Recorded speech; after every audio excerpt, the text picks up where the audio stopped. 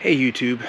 So one of the things that Thomas and I often get to do is we'll be invited to a community where we try and help them come up with a plan to develop some bike trails or a bike skills park, anything that will help them get their kids outdoors and out on the land and living healthy, active lives.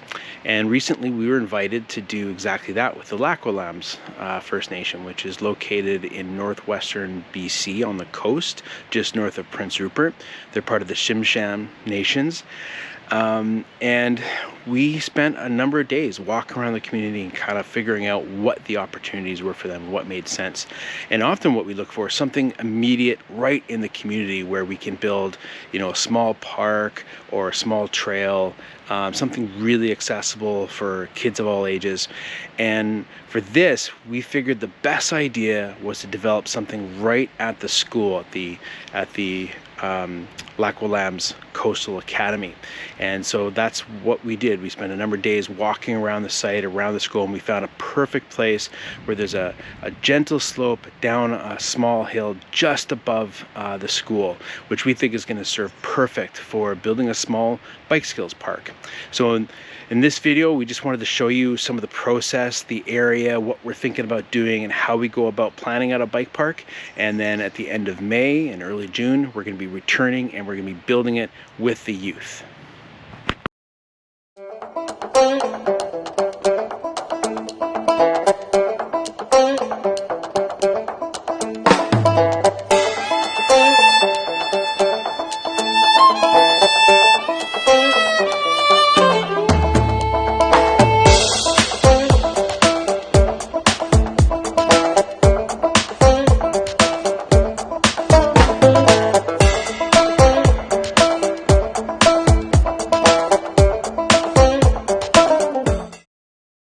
Go for a walk, hang out with the kids, talk about trails. Like, we're super chill that way. We do this all the time where we'll roll into McGill's, okay, and apparently you're meeting with the whole community. You give that? Like, okay, walking high, yeah, oh my God. Trying to be a little bit planned here for you guys, but definitely gonna be some surprises.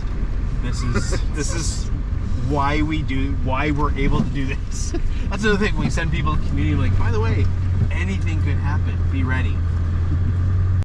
So we love riding bikes. We love riding bikes on trails, and we love jumping off the rocks and rolling over all kinds of features. That's me riding in Quesnel. But we, just like you guys, we love riding bikes.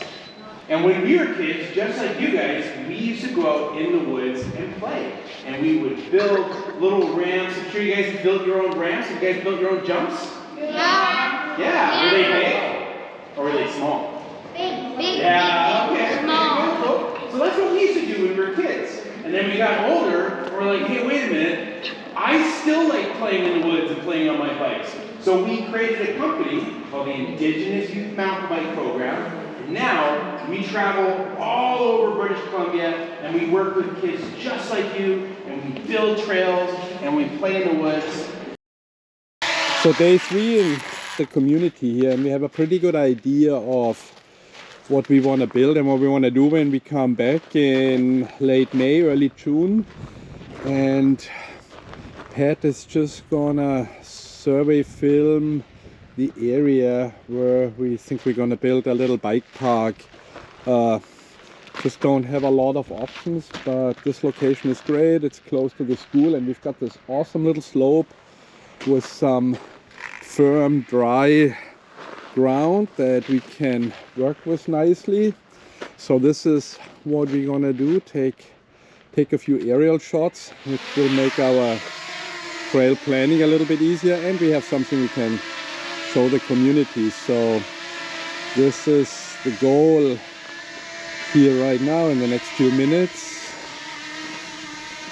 Awesome.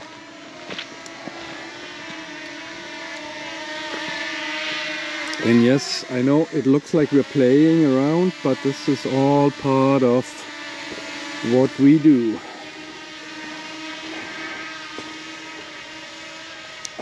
The drones are really new to us, so we're just learning and gaining experience. But this is great. Oh wow, and I see a couple kids up there already. That's a good sign. That's a really good sign. means they are using this area that we're proposing to build in. Very cool. Oh, I think they discovered the drone. This is funny. Cool. It's got it.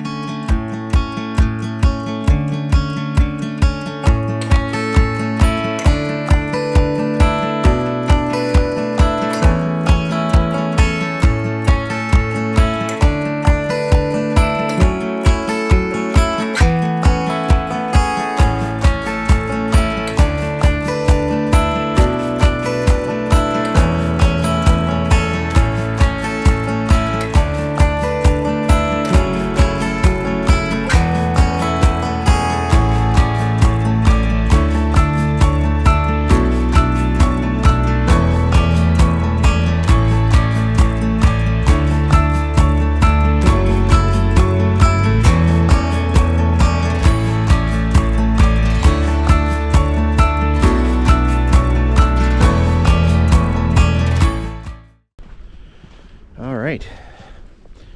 So what are we doing here, Thomas? Come up with a bit of a design plan for a mini skills park, mini bike park with a combination of smaller wooden features, log rides, short boardwalks, a few drops, and some rock features, rock work, and trail construction. It's such a nice slope here.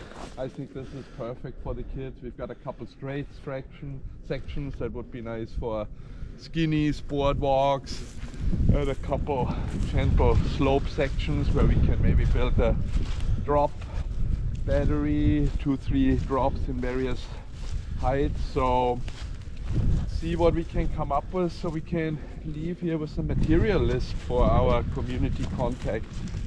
And I think there's a fair amount that we can get them to do to prep before we come here. Like we could have a list of prep things, so like cut down all the little trees, maybe get somebody in here with a weed whacker, clean up the fire, the impromptu fire pit.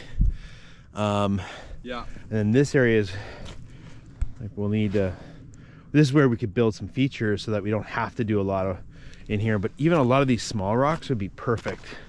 Like we could use that and like build some cool rock feature like right through here, you know what I mean? You guys can see what the process is here. It's tricky for Pat and I to plan this out strictly for the fact that there are unknowns. We're gonna be in the community for most likely 5 days.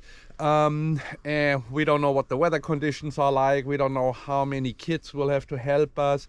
So we don't want to go overboard with our planning. We really want to leave them with something that's at least semi-complete, with something that they can complete themselves within a couple of weeks. So we can keep the stoke up and they can actually use this.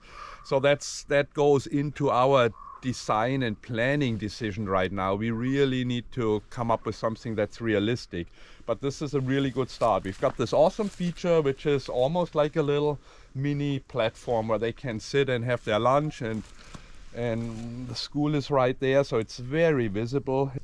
I think this could actually be really good. You're right, because we're coming off this feature, just a tiny little down, a short little ramp that will construct out of dirt or rocks, and then we come into this section that's flatter. So this might be a nice introduction for them to riding a little narrower boardwalk. You know, it's still not gnarly. We're only whatever, a foot off the ground or 16 inches. But it's a bit downhill oriented. So for the first time getting off this, they get the feeling of riding a wood feature downhill. And if anything, what we could do then is we plan out a wood feature. And then right here, if we have time and things are going well, I can build my little rock ride here. And then fill in the gaps in between with gravel so that it's not, there's not high risk. And it gives them a chance to ride something a bit different. So that could work really well. This is great. Yeah, this could be very cool. And this is gonna look nice. It comes down and oh yeah, you know, that's the other consideration with all these wooden features. It's easy to forget because we lucked out weather-wise here, but we really have to think that this stuff is slippery. So we need to make sure we don't get any grades that are just too steep. We just can't do that. It gets too slippery for the little ones. So we need to think, and that's nice. You come off the deck, hit this wooden boardwalk. It's just a gentle slope, and then we can decide. We've got a 1 foot drop off. We can decide if we'll do a sharp little down ramp, so the older kids can actually jump it. They can drop it. They've got a 1 foot drop onto flat, which is safe. This is all gonna get cleaned up. And then I think the next feature, we don't have a lot of choices because this is our steepest grade of the entire section. So if we wanna build 1 or 2 drops, it would almost have to be here. This is where I was thinking, like I could see. Oh, sorry, I'm just gonna set this up. Like I was thinking we could see like 2 or 3 drops. Like one is like barely a drop at all. And then one maybe there's like a half foot, and the other one's a foot. Like we're not talking big jumps, but and a little bit off to the side here because this looks like a good climbing piece, I guess. I don't know. We may want all the jumps and features down one side of the trail. But somewhere along here, we could do like 3 little bloop, bloop, bloops. That would be side by side, and the kids can kind of like practice taking their little jumps. Cool. If we plan 1 or 2 many pieces, that's not the end of the world because Alex can build them. So sometimes these things go way faster than we expect. So I wouldn't mind planning a little beyond what we think we can do, but not much.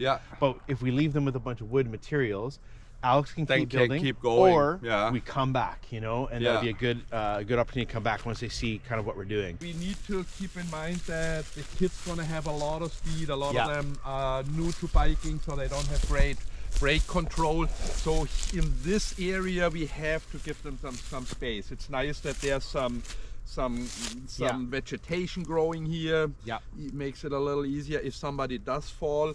So we're coming down here, and I think anywhere, pretty much from right here. Anywhere from here we can continue into something. I think this is where we could do, like, I always call it an ogopogo. You know what I mean? An ogopogo feature. We should put in some benches, you know, like at least 1 bench along the side of the bike park, and then that creates a spot where a parent can come up, they can watch their kids play in the afternoon. Just be kind of perfect that way. I agree. No, we need something like that. We have 3 days of work done, completed, so we know how fast the kids work, how much we can get done, and then we'll see if we have 2 rollers, 3 rollers. But basically we've got this whole section wide open. I think this is really cool. Log rides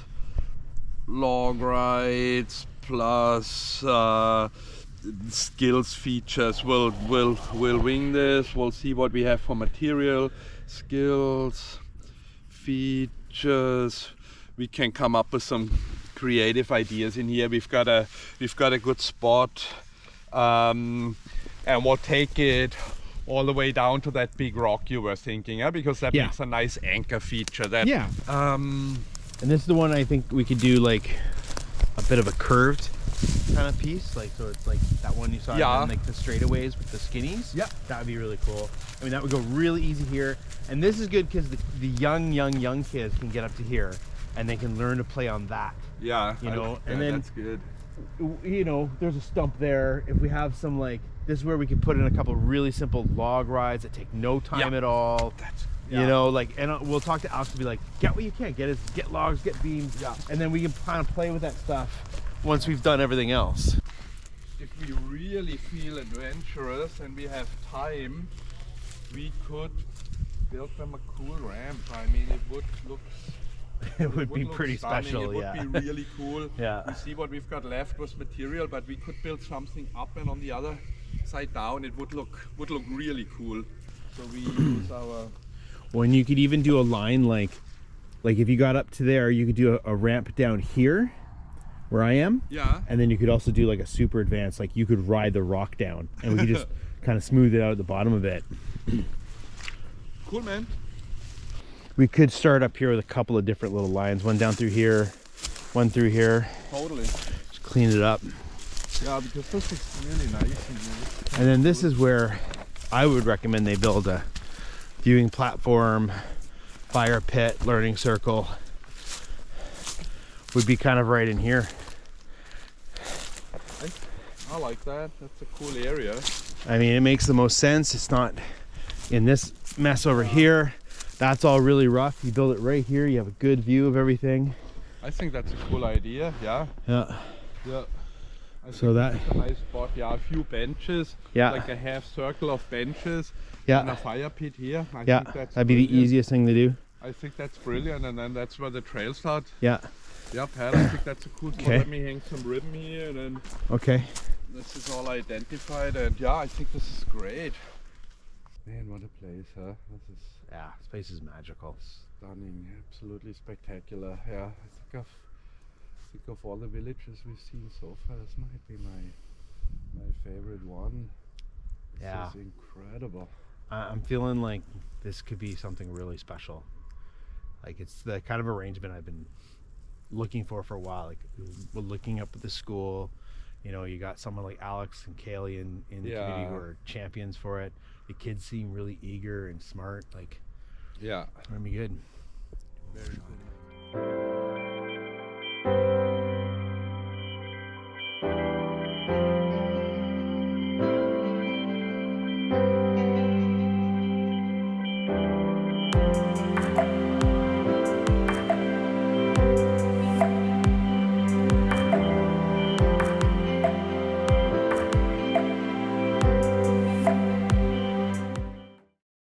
So one thing I always learned from visiting communities like this with our good friend Tom from the Simp First Nation, and, you know, anytime you're in a First Nation community, you're on the reserve, you always wave when you drive past other people on the road. You got to make sure you do that. So let's see how Tom does here with his waving. All right, show us your driving wave there, buddy. See, that's good style, like the simple 2 fingers up. We're gonna see how this goes while we're visiting here in Lax-Kw'alaams. See how many wave backs. Oh, Tommy. yeah, Okay, here we go. First here truck. we go. All right, so he's gonna do the wave. Casual. Yeah, Oh, nice. he did the.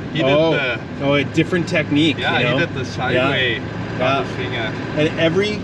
And every community will often have like different sort of things that they do. Like I was in Kitasoo, the Kitasoo Hey First Nation is further south here, and they always did like this thing where they'd lift their hand and they do like a rotate. Oh, really? It was like this, like kind of almost like the Queen waving. that's- Everybody did it. Huh. Other place you get like I believe it was like the, you know, very different. You always gotta watch for that. They have a different sort of signal that they do.